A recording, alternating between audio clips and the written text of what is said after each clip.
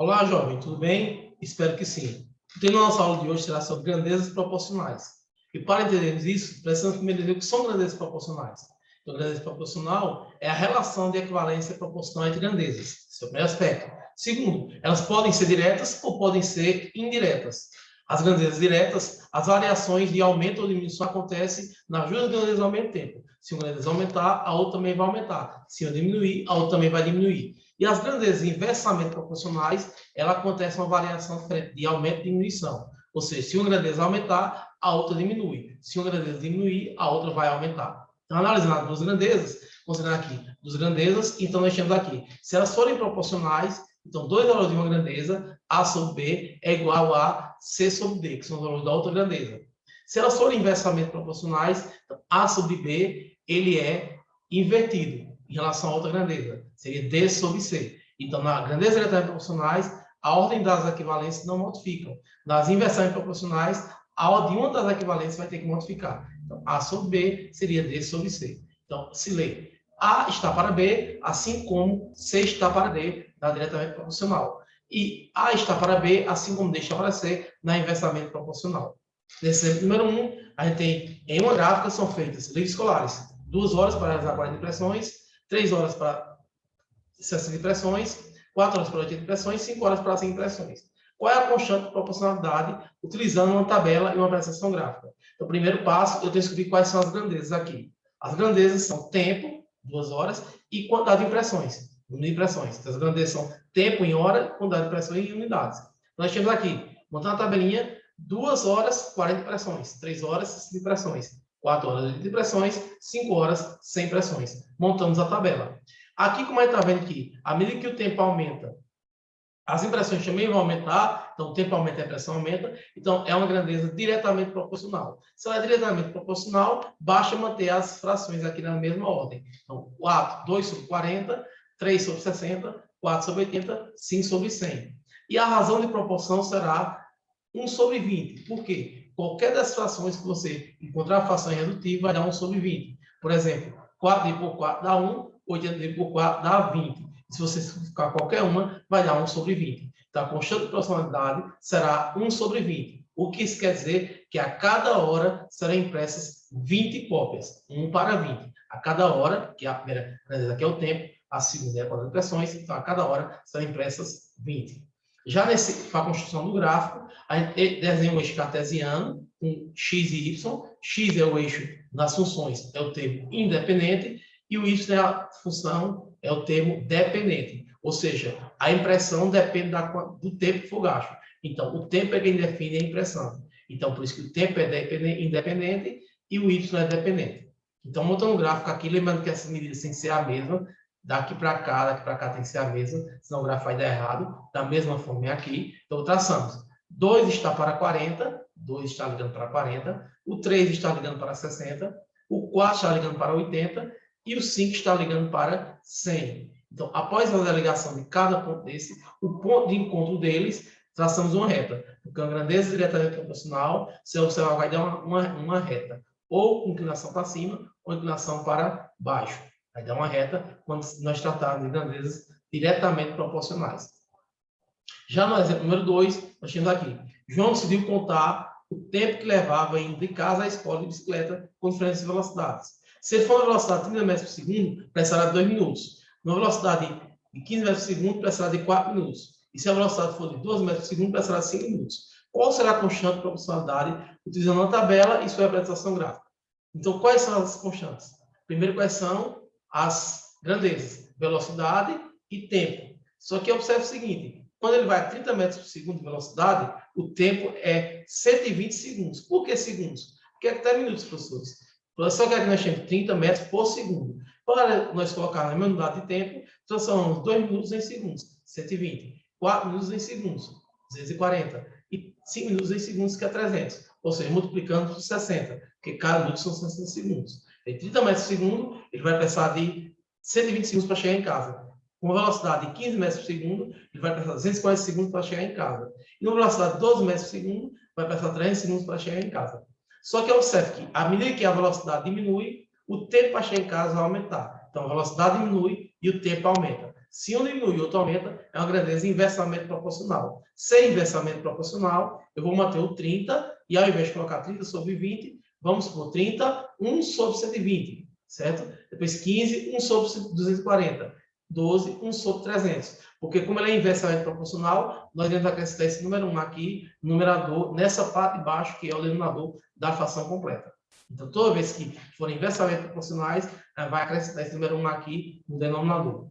Então, quando nós formos comparar, excluindo esse constante de proporcionalidade, nós faremos 30 dividido por 1 sobre 120, multiplicando a primeira fração e invertendo a segunda, vamos ter 3.600, que é 120 vezes 30.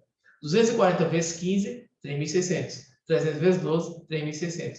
Vamos 3 valores de 3.600, encontramos a constante de proporcionalidade. O que isso quer dizer? Isso informa que se João for para casa com velocidade de 1 metro por segundo, ele precisará 3.600 segundos para chegar em casa. Ou se ele for 1 metro por segundo, ele vai precisar de 60 minutos para chegar em casa. Ou seja, quanto mais lento João for, mais vai demorar para chegar em casa. Na construção do gráfico, funciona a mesma lógica. Quem vai definir? A velocidade, depende da sua velocidade, você sabe o tempo que você vai gastar. Então, de novo, montando um gráfico, o x é a variável independente, o y é a variável dependente. Lembrando que tem que ser bem medido, senão o gráfico vai dar errado. Ok? Então, nós temos aqui 30 ligando para 120, nós temos aqui, nós temos 15 ligando para 240 e nós temos 12 ligando para 300. Após traçar nesses 3 pontos de encontro, encontraremos aqui uma meia curva. Ou seja, nas grandezas inversamente proporcionais, vocês vão perceber que o gráfico ele vai ser um pouco curvado. O inversamente proporcional vai ser uma reta. O inversamente proporcional vai ser um pouco curvado. Vai ser meio parabólica. Então, no exemplo número 3, nós temos aqui. Pedro tem uma piscina em uma casa que mede 6 metros de comprimento e comporta 30 mil litros de água. Seu irmão Antônio disse que também construiu uma piscina com a mesma largura e profundidade, mas com 8 metros de comprimento. Quantos litros de água cabem na piscina de Antônio? Então, ele aqui falou dos grandezas. Falou comprimento, que é 6 metros de comprimento, e falou volume, que são litros. Então, quais são as grandezas? Comprimento e litro. Ele não fez mais uma comparação geral, ele só pegou 2 valores específicos. Certo? Então, nós temos aqui que com 6 metros de profundidade, com 6 metros de comprimento, a piscina de Pedro cabe 30 mil litros. E com 8 metros de comprimento, quanto vai caber a piscina de Antônio? Nós não sabemos. Então, escolhemos uma incógnita, escolhi o X. Então, é preciso saber o seguinte: se aumentar o comprimento da piscina, vai aumentar ou vai diminuir a quantidade de água? Então, se aumenta o comprimento, vai aumentar a quantidade de água. Então, aumentando o comprimento, aumenta a água. Os dois vão aumentar. Então, se os dois vão aumentar, é uma grandeza diretamente proporcional. Se é diretamente proporcional, para ficar mais fácil você compreender o problema, você coloca 2 setinhas para o mesmo lado. As duas subindo ou as duas descendo. Você pode escrever assim ou pode escrever assim. Essas setinhas vão ajudar você a enxergar se são diretamente proporcional ou inversamente proporcional. Se os dois vão aumentar, é porque vai ser diretamente proporcional. Montando a fração, 6 sobre 8 é igual a 30 mil sobre x. Então, 6 vezes x, 6x. 8 vezes 30 mil dá 240 mil. Então, x será 240 mil dividido por 6, x será igual a 40 mil. Na piscina de Antônio, cabe 40 mil litros de água. No exemplo número 4, os ângulos de um triângulo são diretamente proporcionais aos números 4, 5 e 6. Então, qual é a medida do seu menor ângulo? Então, nós temos aí frações, mas nós não sabemos os ângulos. Se são diretamente proporcionais, vamos montar as razões de equivalência. O ângulo, que eu não sei quem é, sobre 4, um outro ângulo sobre 5, um outro ângulo sobre 6. São 3 ângulos que supostamente são diferentes, até porque os denominadores são diferentes. Só que a gente sabe que a soma dos 3 ângulos de um triângulo mede 180. Sabemos que x mais y mais z vale 180. Então, se a soma aqui vale 180, eu posso pôr aqui 180. Se eu sei que os 3 são 180, então 4 mais 5 mais 6 dá 15, também é a soma. Então, eu tenho aqui x sobre 4 é igual a 12. Por que 12? 180 por 15 é 12. Y sobre 5 é 12, porque y sobre 5 é igual a 180 sobre 15. 180 sobre 15 é 12. E z sobre 6 também é 12, porque 180 dividido por 15 é 12. Olhando esses 3 ângulos, a gente percebe que esse x sobre 4 é o menor deles. Por quê? Porque se aqui deu 12, aqui deu 12 e aqui deu 12, deu o mesmo valor, e aqui eu divido por 4, divido por 5, divido por 6, esse que eu divido por um valor menor, significa que esse número aqui também é menor para dar o mesmo número 12. Então, x sobre 4 é o menor ângulo. Se é o menor ângulo, então x sobre 4 é igual a 12. Então, x é igual a 12 vezes 4, x é igual a 48. Então, o menor ângulo desse triângulo será 48 graus. No exemplo número 5, nós temos em uma lanchonete, se Alcides prepara suco de morango todos os dias, em 10 minutos, e utiliza 4 liquidificadores. E a lanchonete consegue preparar os sucos que os clientes pedem. Para diminuir o tempo de preparo, seu Alcides dobrou o número de liquidificadores. Quanto tempo levou para que os sucos ficassem prontos com os 8 liquidificadores funcionando? Então, observe bem, que seu Alcides tinha 4 liquidificadores, preparava o suco em 10 minutos. Seu Alcides dobrou 4, então vai dar 8, de forma algum problema. Então, ele tem agora 8 liquidificadores. Então, o tempo para fazer o mesmo suco vai aumentar ou vai diminuir? Se você parar um pouco para observar, para pensar, vai diminuir. Porque se 4 liquidificadores gastar 10 minutos, se eu vou ter mais liquidificadores, eu vou gastar menos tempo. Então, um vai aumentar e o outro vai diminuir. Se um aumenta e outro diminui, uma setinha vai para um lado, a outra setinha para o outro. Eu posso colocar nesse desenho aqui, eu posso pôr esse desenho aqui. Não vai fazer diferença. Você tem que lembrar que a setinha é o sentido inverso. Como é uma proporção inversa, certo? Inversamente proporcional, então a gente repete uma das frações e inverte a outra. Vamos repetir o 4 oitavos. 4 oitavos. E ao invés de colocar 10 sobre x, como a setinha aqui inverte, porque é inversamente, vou pôr x sobre 10, ou seja, inverte o x sobre 10. Nós preferimos deixar 10 sobre x e inverter 8 quartos. Mas eu prefiro deixar o 4 oitavos e inverter o 10 sobre x por x sobre 10. Então, aqui nós temos 8 vezes x dá 8x, 10 vezes 4, 40. Então, x será igual a 40 dividido por 8, x será igual a 5. Então, se Alcides vai passar 5 minutos para produzir a mesma quantidade de suco com 8 liquidificadores. Nosso exemplo número 6, um ângulo raso foi dividido em 3 partes inversamente proporcionais aos números 1, 3 e 6. Nessas condições, qual é o menor ângulo desse desenho? Nós temos aqui, os ângulos eu não sei quem são, A, B e C. Então, não sei quem são, só que eu sei o seguinte, que eles são inversamente proporcionais. Quando é inversamente proporcional, vai crescer esse número 1 aqui. Ó. Então, o primeiro é 1, então será 1 sobre 1. O segundo é em relação a 3, então é 1 sobre 3. E o segundo em relação a 6, 1 sobre 6. Mas isso vai dar uma constante que é K. Então, nós temos aqui, então nós temos que 1 vezes A dá A, 3 vezes B dá 3B, 6 vezes C dá 6C. Isso vai ser igual a K. Então, organizando isso aqui, A vai ser igual a K, 3B vai ser igual a K, mais 3B é igual a K, porque B é K sobre 3, e 6C é igual a K. Se 6C é igual a K, é porque C é igual a K sobre 6. Então, os 3 ângulos são ângulos rasos, a soma deles.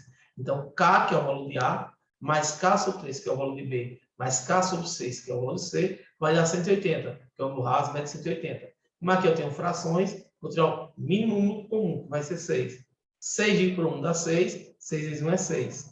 6 dividido por 3 dá 2, 2 vezes 1 é 2. 6 dividido por 6 dá 1, 1 vezes 1 é 1. 6 dividido por 1 é 1, 6 dividido por 1 é 6, 6 vezes 80, 1080. Então, nós temos aqui, como aqui temos 6 embaixo de todos os valores, a gente pode desconsiderar esse 6. Nós temos aqui 6 mais 2 é 3, mais 1, 9. Então, 9K é igual a 1080. Então, K é 1080 dividido por 9. K é igual a 120. Como ele quer o menor ângulo será aquele que vai ser dividido por 6. Então, automaticamente, nós temos que C é 120 dividido por 6. C é igual a 20. Então, o menor ângulo será de 20 graus. Então, encerramos aqui a nossa proposta. Espero que vocês tenham compreendido. Se as dúvidas continuarem, revejam esse vídeo. Procure os vídeos que a gente possa facilitar. Leiam o texto, mas não deixe de fazer exercício.